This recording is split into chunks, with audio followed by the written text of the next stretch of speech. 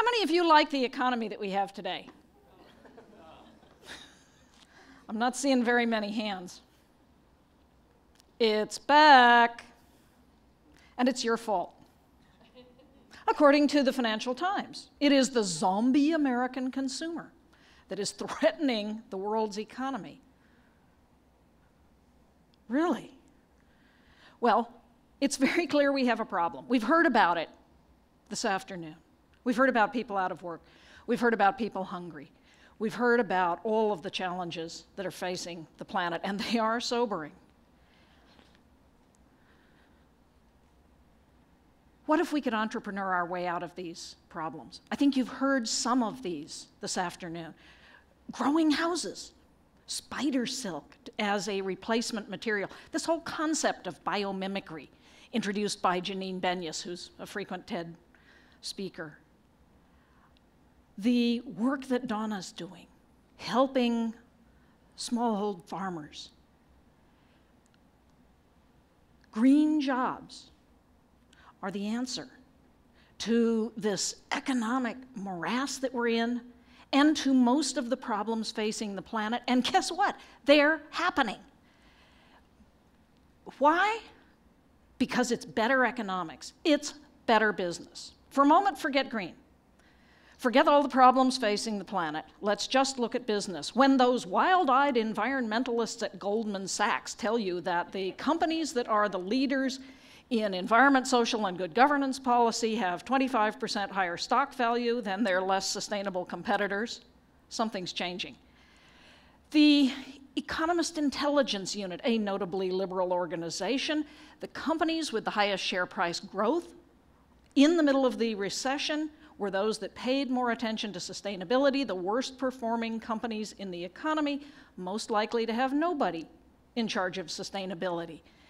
A.T. Kearney, in 16 out of 18 industries studied, these sustainability-focused businesses outperformed, had market capitalization averaging $650 million more than their less sustainable competitors. If you want to be profitable, and capitalism is our middle name, it's going to be green. Even Harvard Business Review has cottoned on. Sustainability isn't the burden on the bottom line. It is the touchstone of all of innovation. And only companies that make sustainability a goal will achieve competitive advantage. This is the business case. It's what we call the sustainability imperative. And for those of us who are sentimental about living, here's the real case. We're losing. We're losing badly. And for a moment, forget the economy. Let's just look at the science. Global Biodiversity Outlook 3, result of a lot of scientific work from around the world, released in 2010 by Dr. Tom Lovejoy of the Smithsonian. We're losing life on the planet. Ecosystems are tipping into collapse. Coral reefs. Sorry, scuba divers. The Amazon.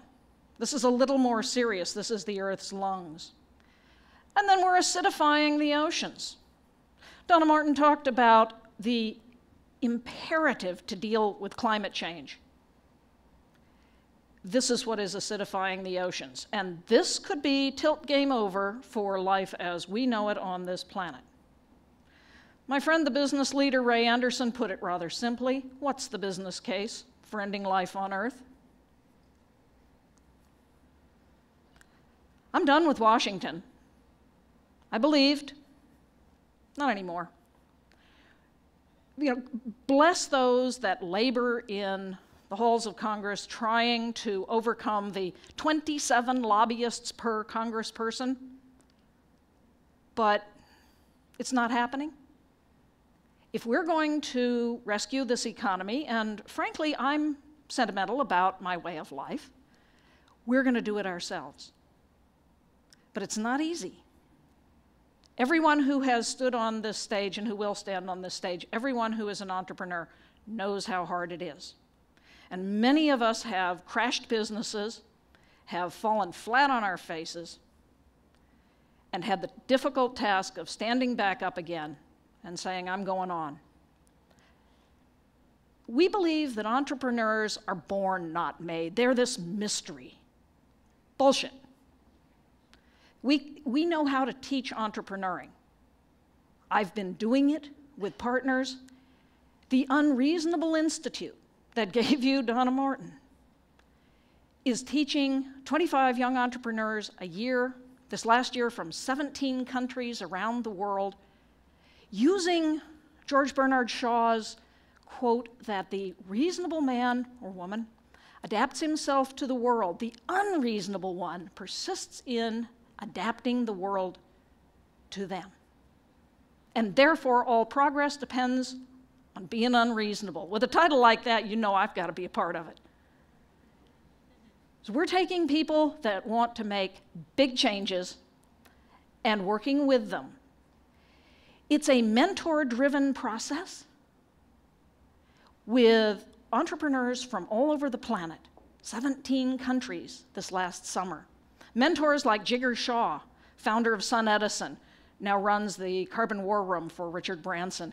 Gregory Miller, who was the founding managing director at Google.org, now at Autodesk doing another .org, and Colorado Cowgirls. Let's do this in every community in the country. There's no reason that everybody ought to come to Boulder, and we can't scale it.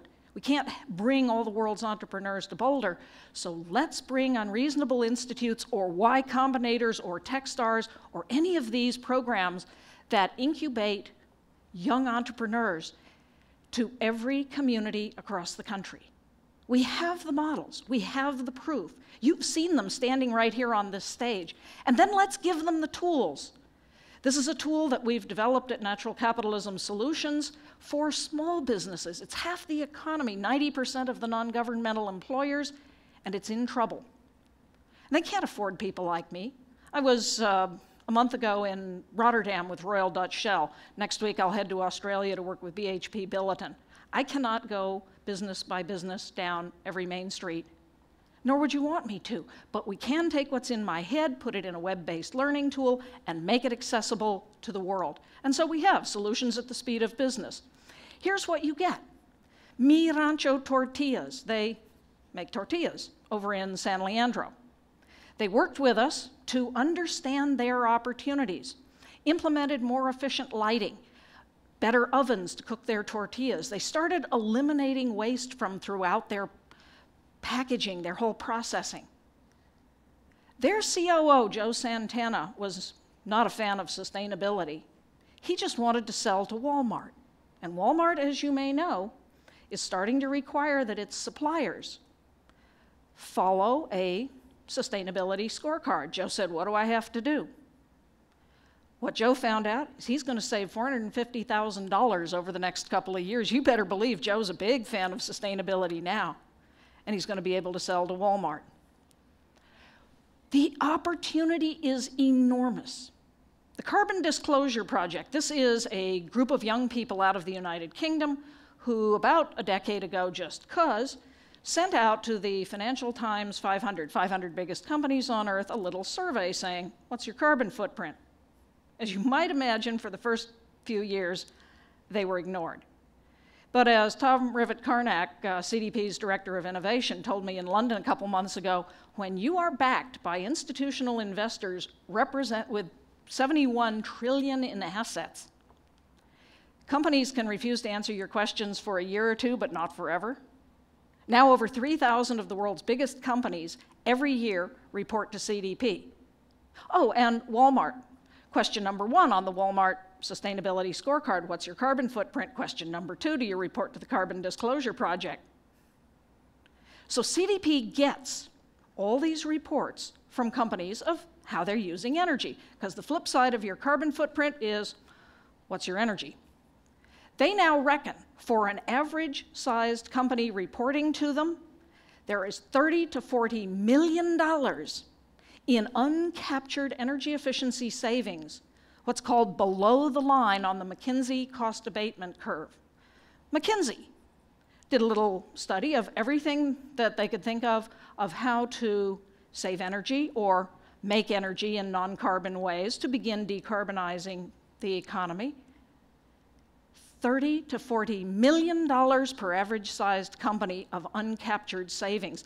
This is free money. Now, the economists in most university departments will tell you this is not possible. If such savings existed, our perfect market would have captured them. These are real numbers. If you do this in your community, per megawatt saved, you will generate over $2 million in increased economic activity, over $500,000 in increased wages, and jobs. 10 times the number of jobs that you get from investing in any central station plant. The jobs that are growing are the green jobs. You will see lots of reports. New York Times had one in August. Wall Street Journal had one yesterday about how green jobs aren't real. Those aren't what the numbers are showing. Here in California, the green economy grew 3 times as fast as the traditional economy, and a quarter of the jobs created are manufacturing jobs. It's a myth that America doesn't manufacture. We are yet the world's largest manufacturing nation. Now, China's catching up fast, and we're helping them, but we're a great manufacturing country, and we can have these kinds of jobs in every community. If you set out to retrofit buildings, you're not going to put the building on a boat and send it to China. We're going to do it here. Those jobs will be in our communities. If you do local manufacturing, you heard Joaquin talking about inkjet manufacturing. That's a device that would fit here on the stage, and you can make almost anything in local communities. Green economies, local farming, all of these are economic activities that will be creating jobs where they're needed in our communities. Let's team with the big box stores to begin sourcing what they buy locally and begin providing what we need for the retrofit programs. There are 2 policy measures that would really help. One is called PACE financing, one is called clean contracts. PACE, property assessed clean energy. This was invented in Berkeley, rolled out in Sonoma. In the first 9 months of the program in Sonoma, construction jobs went up 8.4%. This was in 2009 in the teeth of the last recession. In neighboring Napa that did not have the program, jobs went down 3%. This program was set to be rolled out in communities across the country, and then those paragons of financial rectitude, Fannie Mae and Freddie Mac, bankrupt now, said, oh, we don't want anybody standing prior to us in line to extract money out of your mortgage. Any community that puts in PACE financing, we will redline. There is now a bill in the House of Representatives, US Congress, to ban Fannie and Freddie from interfering with PACE financing. And if you do one thing, your do one thing, write to your congressperson and ask them to support PACE financing. The second tool that we have are called clean contracts. Why is it that California gets 70% more sun than cold, cloudy Germany, and last year Germany installed 28 times the amount of solar that we did here in California? Why? Because they pay for it. Big surprise. The Germans will pay for green electrons, a fair price, the equivalent of 35 cents a kilowatt hour. Grid electricity there is about 13. Deutsche Bank did a study. This program drives job creation. 300,000 new jobs created in the first 4 years of the program. There are now more solar workers in Germany than there are steel workers in the United States.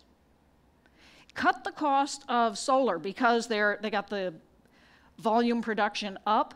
Per unit costs came down, and by 2013, solar will be competitive with grid electricity in Germany. Oh, but you say it costs more money. We're in a down economy. We can't do anything that costs more. Deutsche Bank study. Yeah, it costs more, 2 to 3 euro a month, total of about $50 a year.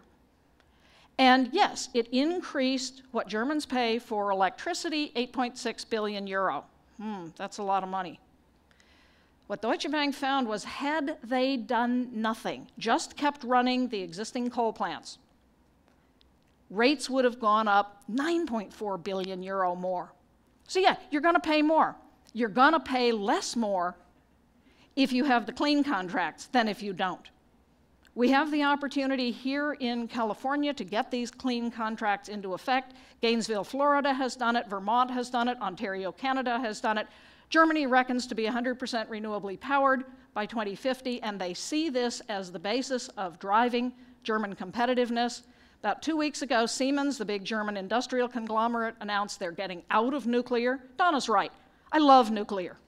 Remotely sited 93 million miles away will do just fine, and Siemens realized the economics aren't there. If you put solar on your roof, it's cost-effective right now because it increases the property value. So why are we waiting? And it can happen very rapidly. In Southern California, before the crash, we were building a megawatt a week.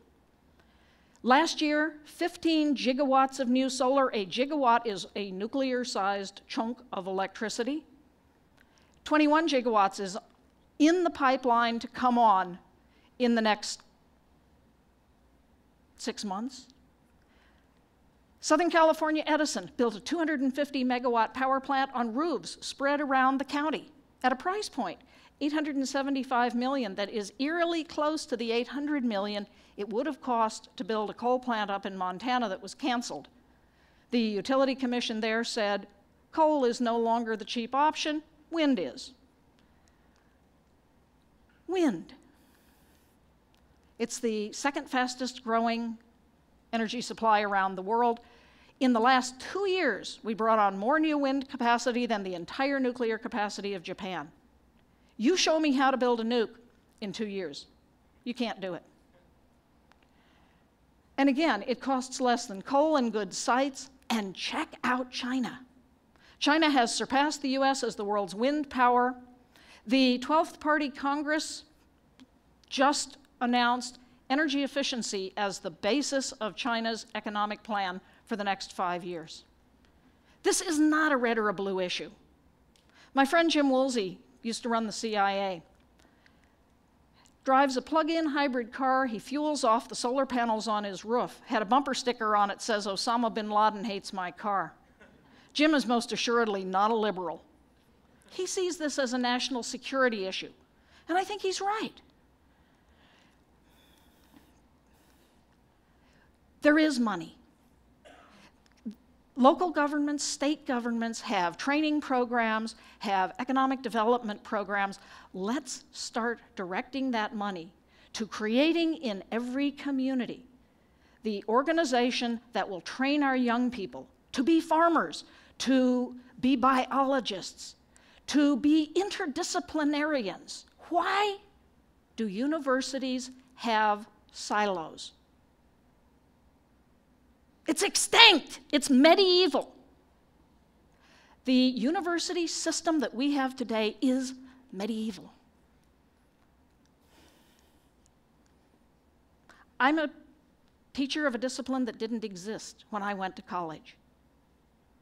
Sustainability entered the English language the year I graduated.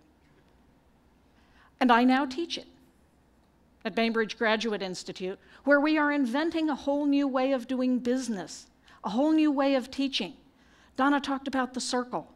We study in circles. And we ask our students, how does one honorably do business in this time of